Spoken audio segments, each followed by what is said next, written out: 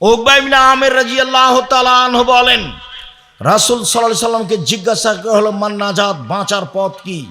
আল্লাহর নবী, জাহান্নাম থেকে বাঁচার পথ কি? তখন তিনি এক নম্বরে বললেন, আলজেম লিসানাক, মুখটা বন্ধ রেখো, জান্নাত হবে ইনশাআল্লাহ।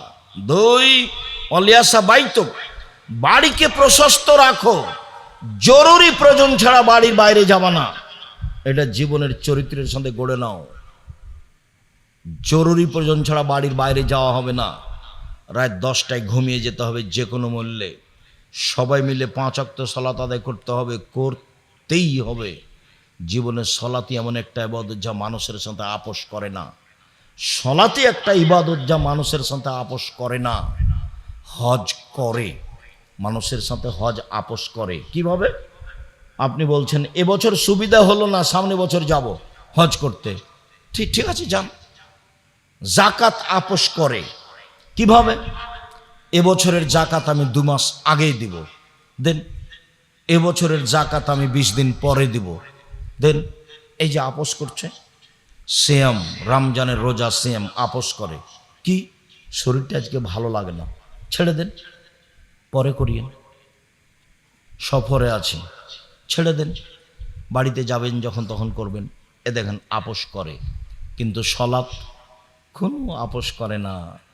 নামাজের কোনো আপোষ নেই। অজু করে সলাত আদায় করতে হয়, পানি নেই, তায়াম্মুম করে করবেন। মাটি নেই, অজু তায়াম্মুম ছাড়াই সলাত আদায় করবেন। কেবলার দিকে মুখ করে সলাত আদায় করতে হয়, কেবলা বোঝা যায় না, কেবলা ছাড়াই সলাত আদায় করতে হবে। দাঁড়িয়ে সলাত আদায় করতে হয়, দাঁড়িয়ে থাকা যায় না। বসে থেকে সলাত আদায় করতে হবে, বসে থাকা যায় না। শুয়ে থেকে সলাত আদায় করতে হবে। পরিষ্কার কাপড় পরে সলাত আদায় করতে হয়, পরিষ্কার কাপড় নেই। যেই কাপড়ে পেশাব পায়খানা লেগে আছে সেই কাপড় পরেই সলাত আদায় করতে হবে। পরিষ্কার ও অপরিষ্কার কোনো কাপড়ই নেই, উলঙ্গ অবস্থায় আছেন, এই সময়ও তাকে সলাত আদায় করতে হবে। পৃথিবীতে ভিন্ন ধরনের ব্যতিক্রম বিরল ইবাদত সলাত যা মানুষের সাথে আপোষ করে না। সলাত আদায় না করলে মানুষ মুসলমান থাকে না। সেই কালে ইমাম আহমদ ইবনে হাম্বল বলেছেন, অলসতা করে 1 ওয়াক্ত নামাজ ছেড়ে দিলে তাকে হত্যা করতে হবে। ইমাম আবু হানিফা রাহিমাহুল্লাহ বলেছেন, অলসতা করে 1 ওয়াক্ত সালাত ছেড়ে দিলে জেলখানায় বন্দি করে পিটিয়ে সালাত আদায় করাতে হবে।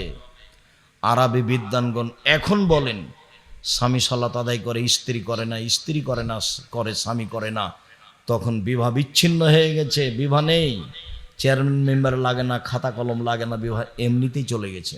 তারা আরো বলছে, এইরকম ব্যক্তি মারা গেলে তার জানাজা হবে না। শুধু কি জানাজা হবে না, বলছে যে এরকম ব্যক্তির কবর মুসলমানের কবরস্থানে দেওয়া হবে না, ওর লাশকে হিন্দুদের শ্মশান ঘাটে ফেলে দিতে হবে। তার নাম সলাত। পৃথিবীর ব্যতিক্রম ইবাদত সলাত, এর সাথে আপোষ করবেন না।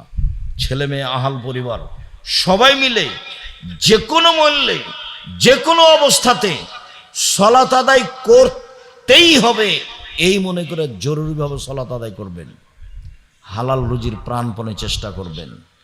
জরুরি প্রয়োজন ছাড়া বাড়ির বাইরে যাবেন না। রাত 10টায় ঘুমিয়ে যাবেন, রাত 3টায় উঠবেন, সুন্দর করে অজু করবেন, অন্তত 2 রাকাত সালাত আদায় করবেন। আপনি 2 রাকাত আর আপনার স্ত্রী 2 রাকাত। তাহলে আপনাদের নামটা যারা খুব বেশি ইবাদত করে ওদের তালিকায় লিখে দেওয়া হবে। বেশি না পারলে অন্তত 2 রাকাত। তারপরে হাত তুলে দোয়া করবেন। হাত তুলে দোয়া করে আগে ইসমে আজম পড়বেন, দুরুদে ইব্রাহিম পড়বেন। তারপরে নিজের কথা বলেন, কি চান, ক্ষমা চান। তারপরে বলেন, আল্লাহ আমার বাপ মাকে ক্ষমা করো।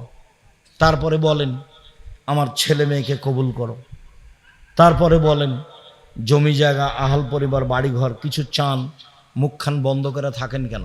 আল্লাহ নেমে এসেছেন প্রথম আকাশে, উঠার জন্য নিজেকে জরুরি মনে করবেন। আল্লাহ রাসূল বলছেন, আলাইকুম বিকিয়ামিল লাইল ফান্নাহু দাবুস সালিহিন মান কানা কাবলাকুম। পৃথিবীর মানুষ, রাতে উঠে তোমাদের জন্য ইবাদত করা জরুরি। এটা হচ্ছে অতীতের পরহেজগার নবী রাসূলের কাজ।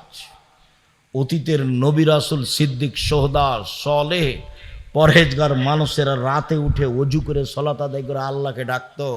তোমরা কোন শরমে ঘুমিয়ে আছো? কেন ঘুমিয়ে আছো? উঠো, অজু করো সুন্দর করে। অজু এমন জিনিস, অজু করলে পাপ মিটে যায়, মান বেড়ে যায়। অজু করলে পাপ মিটে যায়, মান বেড়ে যায়। আল্লাহ রসুল বলছেন, শোনো, আমি তোমাদের এমন একটা কথা বলে দিব না যাতে পাপ মিটে যাবে, মান বেড়ে যাবে। বলেন তো সেটা কি? সুন্দর করে অজু করলে পাপ মিটে যায়, মান বেড়ে যায়। পায়ে হেঁটে মসজিদে গেলে পাপ মিটে যায়, মান বেড়ে যায়। সলাতের পরে বসে বসে জিকির আজকার তাসবি তাহলিল করলে পাপ মিটে যায়, মান বেড়ে যায়। পাপ মিটে যায়, মান বেড়ে যায়। তারপর লোকটি হয়ে যায় সেই দিনের মতো যেদিন তার মাতাকে জন্ম দিয়েছে।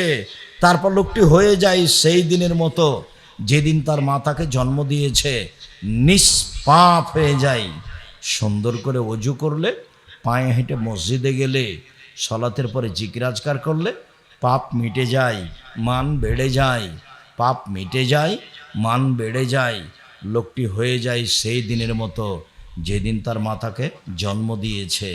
রাসূল বললেন, তোমার এখন মরে যাওয়া ভালো, তোমার এখন বেঁচে থাকা ভালো। সুন্দর করে অজু করেছো, পায়ে হেঁটে মসজিদে এসেছো, সলাত আদায় করে জিকির আজকার তাসবি পড়েছো। এখন তোমার মরে যাওয়া ভালো, এখন তোমার বেঁচে থাকা ভালো। এখন তোমার মরে যাওয়া ভালো, এখন তোমার বেঁচে থাকা ভালো। এখন তোমার উভয়টাই ভালো। সুন্দর করে অজু করেছো, পায়ে হেঁটে মসজিদে এসেছো, সলাতের পরে জিকির আজকার করেছো। সুন্দর করে অজু করে 2 রাকাত সলাত আদায় করে আল্লাহর কাছে হাত তুলে নিজের কথা বলবেন, বাপ মায়ের কথা বলবেন, আহাল পরিবার ছেলে মেয়ের কথা বলবেন, জমি জায়গা গাড়ি বাড়ির কথা বলবেন। লম্বা সময় ধরে আল্লাহর কাছে কান্নাকাটি করবেন। প্রথমে ইসমে আজম, তারপর দুরুদে ইব্রাহিম, তারপর নিজের কথা, দেশের জন্য কল্যাণ চাইবেন। আর আল্লাহ সর্বশক্তিমান, পৃথিবীতে যত যুদ্ধবিঘ্ন, অন্যায় অবিচার জুলুম, আল্লাহ তুমি বন্ধ করতে পারো, তুমি সর্বশক্তিমান, তুমি এগুলো বন্ধ করো। দেশে যেন দুর্ভিক্ষ না আসে, মানুষ যেন বিপদে না পড়ে, তুমি এগুলো থেকে বাঁচাও। জাতির জন্য, দেশের জন্য, নিজের জন্য আল্লাহর কাছে কিছু চাইতে শিখেন। রাসূল সাল্লাল্লাহু আলাইহি সাল্লাম বললেন, সঙ্গী সাথী বলতে পারো মানুষকে পিছন দিক থেকে ধাক্কা মেরে জাহান্নামে নিক্ষেপ করে কি? সঙ্গী সাথী বলতে পারো মানুষকে পিছন দিক থেকে ধাক্কা মেরে জাহান্নামে নিক্ষেপ করে কি? এই কথা বলতে বলতেই ফাঁকা জালে সানাহু, আল্লাহ রসুল জিহ্বাটা ধরে নিয়েছেন। এ দেখো, জিহ্বা মানুষকে পিছন দিক থেকে ধাক্কা মেরে জাহান্নামে নিক্ষেপ করে। সাবধান, মুখ ব্যবহার করবেন না, দোকানপাটে বসবেন না, যারা যেখানে গল্প করছে সেখানে যাবেন না। নিজের মতো চলবেন, নিজের মতো খাবেন, নিজের মতো হালাল রুজি উপার্জন করবেন। কথার শেষে বলি, প্রতিষ্ঠান উপলক্ষেই এই প্রোগ্রাম। আল্লাহ রসুলের এই কথাটা মনে রাখবেন, আল এহদুলুলিয়া খায়রুম মিন ইয়াদিস সুফলা, দেওয়া হাত ভালো নেওয়া হাতের চেয়ে। দেওয়া হাত ভালো নেওয়া হাতের চেয়ে। জীবনে কোনোদিন মানুষের কাছে চাইবেন না। এই ছেলে, ভুলেও কোনোদিন শ্বশুরের বাড়ির কাছে কিছু চাইবে না, খাটখাটলা চৌকি বাক্স, খবরদার নয়। যা দিয়েছে শ্বশুর সেগুলো ফেরত দিবে আগামীকাল সন্ধ্যা হতে হতে। মোটর সাইকেল, সাইকেল, কাপড় চোপড় সব ফেরত দিবে। আল্লাহ রসুল বলছেন, দেওয়া হাত ভালো নেওয়া হাতের চেয়ে। রাসূল সাল্লাল্লাহু আলাইহি সাল্লাম বলেন, প্রত্যেক দিন আকাশ থেকে 2 জন ফেরেশতা নেমে আসেন। একজন বলেন, এই ছেলেরা তোমরা একটু ভিতরে আসো, আমার এই কথাটা একটু খেয়াল করবেন। রাসূল সাল্লাল্লাহু আলাইহি সাল্লাম বলছেন, প্রত্যেক দিন সকালে 2 জন ফেরেশতা নেমে আসে। একজন বলেন, আল্লাহ যে যতটুকু দিল তুমি তার ততটুকু পূর্ণ করে দাও, যে যতটুকু দিল না তুমি তার ততটুকু ধ্বংস করে দাও। আমি আপনাদেরকে রাসূল সাল্লাল্লাহু আলাইহি সাল্লামের এই কথাটা বলে উৎসাহিত করতে চাচ্ছি যে ইবাদতের জগতে সবচেয়ে শক্তিশালী, ক্ষমতাধর, পাওয়ারফুল, ভিন্ন ধরনের ইবাদত হলো দান, যে একটা থেকে আর একটা ঘটাতে পারে। দানই একটা ইবাদত, যে আপনার বালা মুসিবত বিপদ আপদ সমস্যা সব দূর করতে পারে, অন্য কোনো ইবাদত পারে না। দানি একটা ইবাদত যে কবরের শাস্তিকে বন্ধ করে দিতে পারে। হজ পারে না, জাকাত পারে না, সিয়াম পারে না, তাসবিহ তাহলিল জিকির আজকার পারে না। দানি একটা ইবাদত মরা মানুষের পাপকে মিটিয়ে দিতে পারে।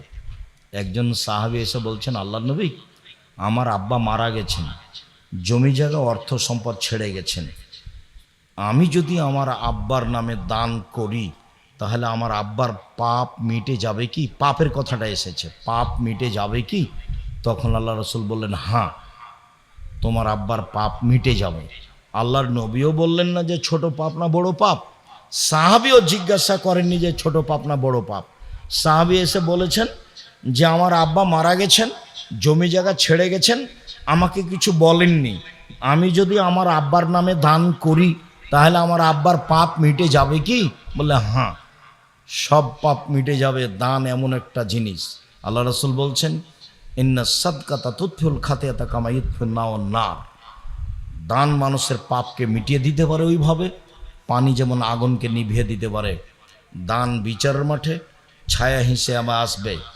আপনাদের সামনে ছেলেরা আসছে, যে আসুক না কেন, কেউ বঞ্চিত থাকবেন না ওই হাদিসটার প্রতি আমল করাতে।